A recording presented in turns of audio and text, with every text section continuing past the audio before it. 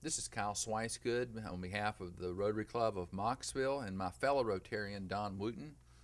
We are continuing our conversations with veterans from Davie County who have served our country during World War II. And I'm very happy to introduce Mr. James Foster.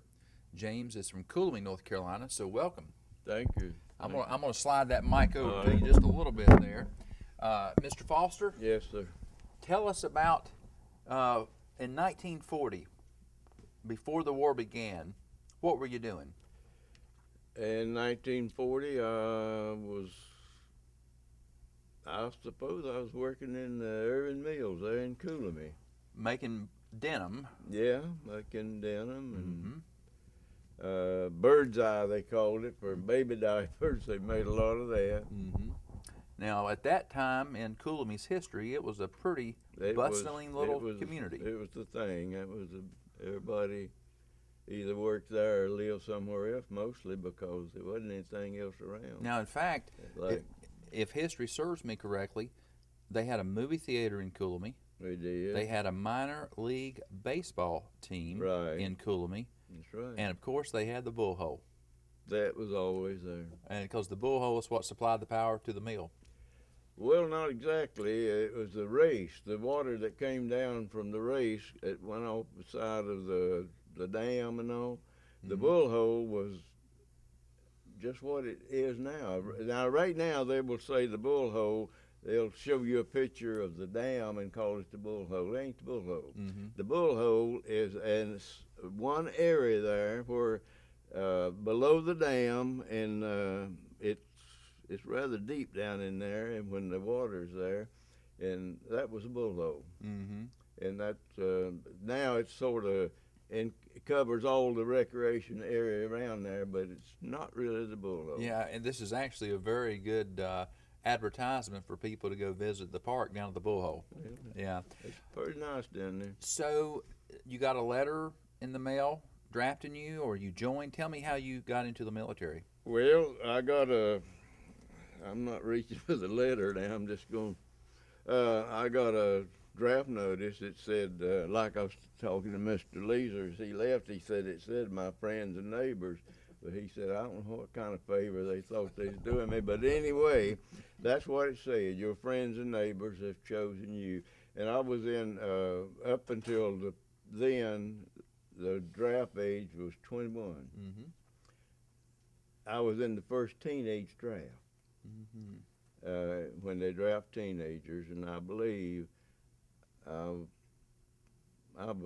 probably was 19 by then. When you got that letter, was there a sinking feeling in your heart, like, oh my goodness, or was it an exciting feeling that you were getting ready to see the world? It wasn't a sinking feeling, and the way I remember it, it was happening, and everybody was in on it, and I wanted to be a part of it, I guess, and so that was how I felt. So where did you go? You got the letter. I was drafted, and I went to Camp Croft to begin with. From Camp Croft, I went in what state? In South Carolina. In South Carolina. And from there, I went to Fort Bragg, North Carolina, and took training.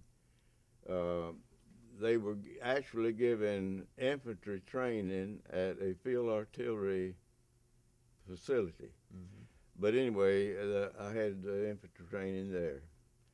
After that, I was sent to Fort Dix, New Jersey, and assigned to the 90th General Hospital. And I stayed in the medics for 2 years. Mm-hmm. I went overseas with them, and we went to England in January 44, and went across to France sometime after the invasion. It was a couple of months after the invasion. Mm-hmm.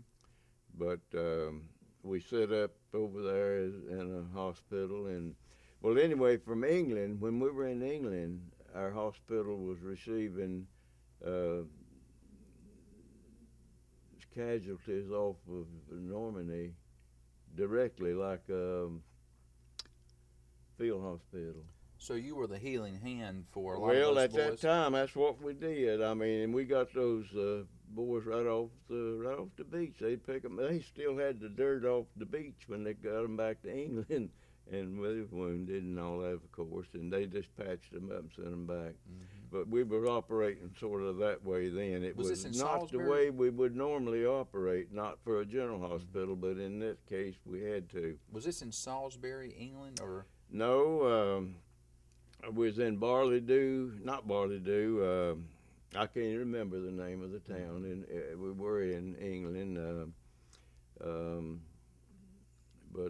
we were set up in England as a general hospital, operating as a field hospital. You know, I'm so glad that Mr. Foster's here, because what we've had the opportunity today so far to listen to is we've heard from tail gunners, we've heard from people who were kind of on the front lines, and a war, there's a full circle, the necessity of what I call the full circle.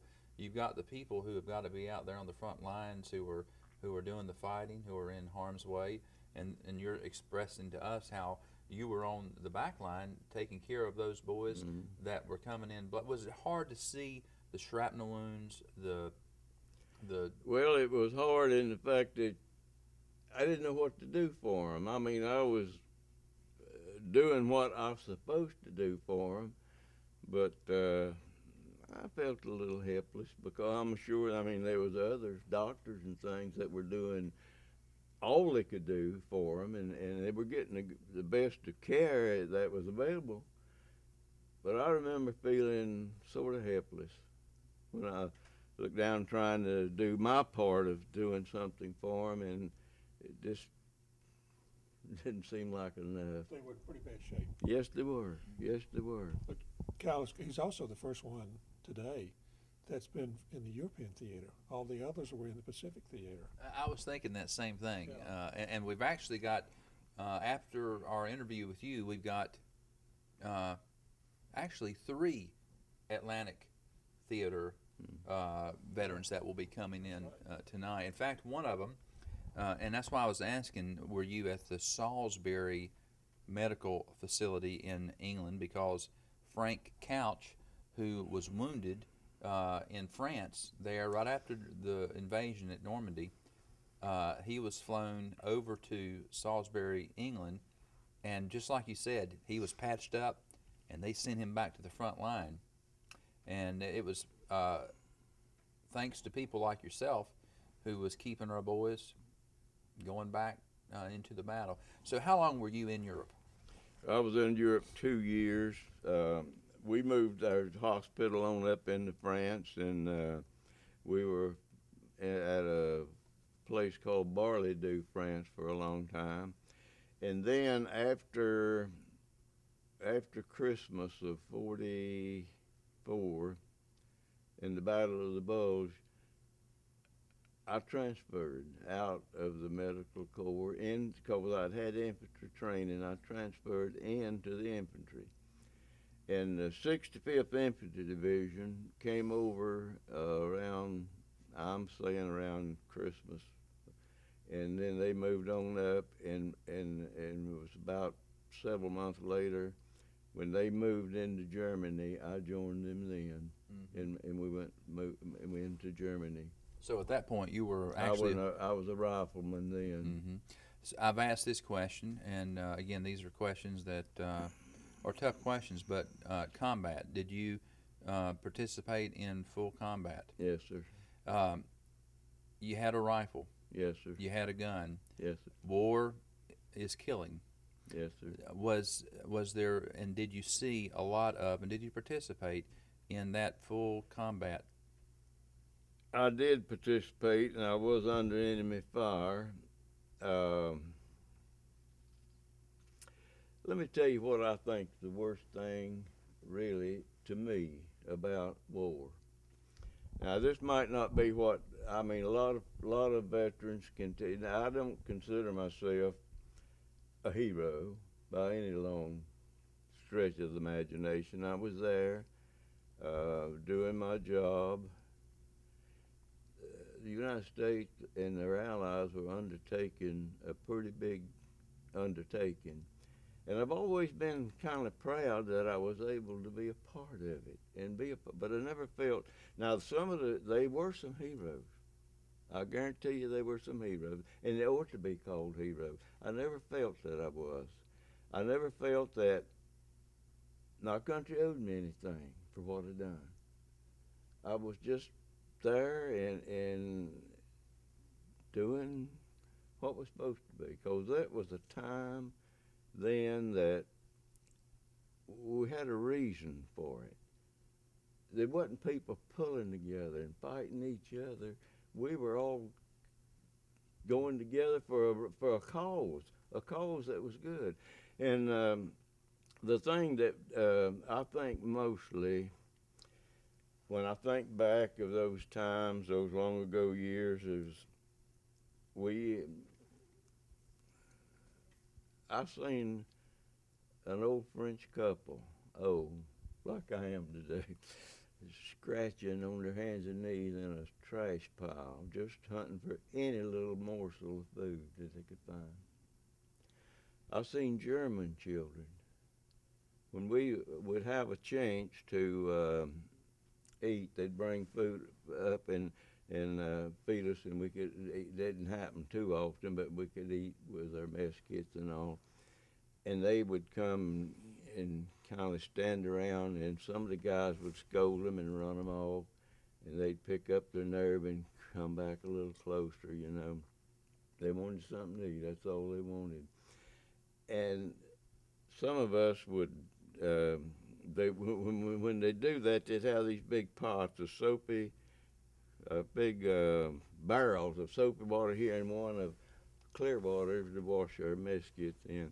And we got where we leave part of our food and let some of the young'uns eat it, and then they'd wash their thing for them. But that's what I think about. I think about how cruel people had to suffer, and suffer bad. And I think of we liberated one of the concentration camps. We were the first ones there. And the people that come out of there, I guess I'll always remember, and I think about them. I think about them a lot. They were lots of them, but they was two tall, real tall men, and I'm 6'1". I was then. I think you're supposed to shrink when you get older, but anyway, I'm 6'1", and they look taller than me. And they walked side by side, and along that fence outside that concentration camp, they'd walk up way up there and walk back just like robots. I don't know how long they'd been in a concentration camp, but I looked at them. They didn't have no feeling, nothing in their face, and their eyes were, and just looking straight ahead. And they might not have been as tall as I thought they was, because they were awful skinny, and they had the striped things that concentration people in those camps wore. But I think about them, and I just wondered then, will these people ever get back to anything close to being a normal way of life? And I think about them and wonder what happened to them. And that's the kind of thing I think about when I think about war. Yes, I was under fire, but that's it. Right there's what I think about. The cruelty of it is the thing that I think about most. And I think when I hear people trying to downplay the Holocaust and how Jewish, I don't like to hear that, because you've seen it. I've seen it, some of it. I've seen enough of it that I know it was real, and I know it was a cruel thing. How did it make you feel as an American to be there and have a part in liberating those folks, or I don't know if liberating is the word, but I don't know. How did you feel about it? Well,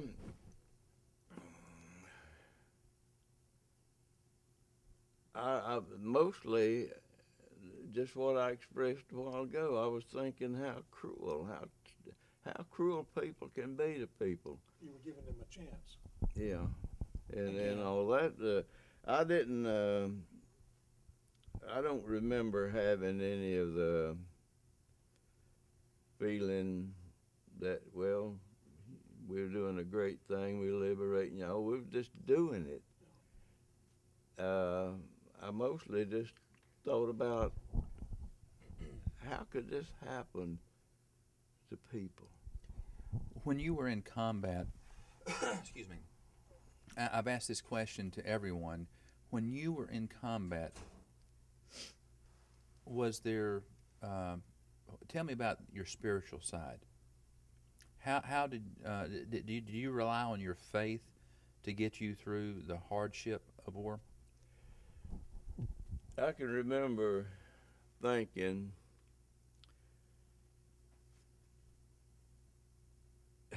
like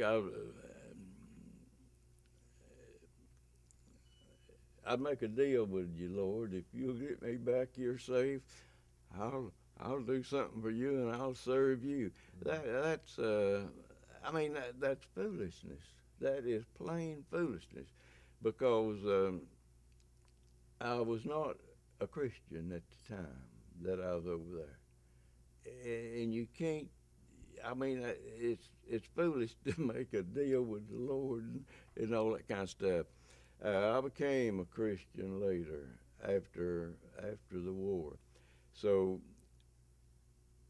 to say and talk about it and say from a spiritual viewpoint, I just wouldn't. I'd be way off base trying to do it. I really would, because I didn't know the Lord when I was there. Well, let me let me pose this question to you. The purpose in us putting these videotapes together, Don and I kind of came up with this idea Saturday coming back from Greensboro on the Honor Flight preparatory meeting, Yeah. and we're excited about going to Washington, D.C. Saturday with you. We felt like it was important to get the story that you just gave us memorialized, not just for your family to look at it and see it, or for your grandkids, or maybe even for the great-grandchildren that you don't even have right now, but the ones someday that will say, tell us about Granddaddy Foster. If you wanted to say something to somebody 20 years down the road, what would you tell them about World War II and the experience you went through and about our country? Well, I don't believe I could tell them anything other than just say it was a time in history when our country was undertaking a big undertaking, because the world had seen Hitler and the Nazis and all just doing the things they were doing, and I don't know that I could say anything. I don't know if there'll ever be a time like that again, because to me, it seems like when we have problems now, we're splitting, we're fussing at each other about how we ought to go about doing it. At that time, the world, and I'm sure there was some, not all, some difficulty with getting along and all that. I'm sure of that. But we were pulling together. The country was, our allies were, and all of it. It was a cause. We were focused on a cause. And I believe that any time that we undertake anything worthwhile as a country, as a people, even as an individual, we would stay focused on that and not be fighting amongst ourselves. Mm-hmm. It would be better, and that's the way it was then. That's the way I saw it then, Mm-hmm. and that's about, I guess, about what I would say to somebody if I was going to say anything. Well, let me say something, and on behalf of Don, who's having to leave right now, but on behalf of Don and myself, I want to thank you for giving yourself. I've told everybody this. In the 1940s, you gave a blank check to the American government, and you said, cash it even if it means my life.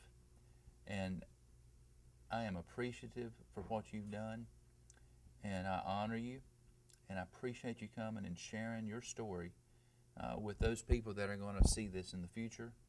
And I look forward to spending the day with you this Saturday in Washington, D.C. Thank you. I'm looking forward to it too. Thank you, friend. Thank you, sir. On behalf of the Rotary Club, Don and myself, thank you for watching another veteran from World War II. Be proud to be an American.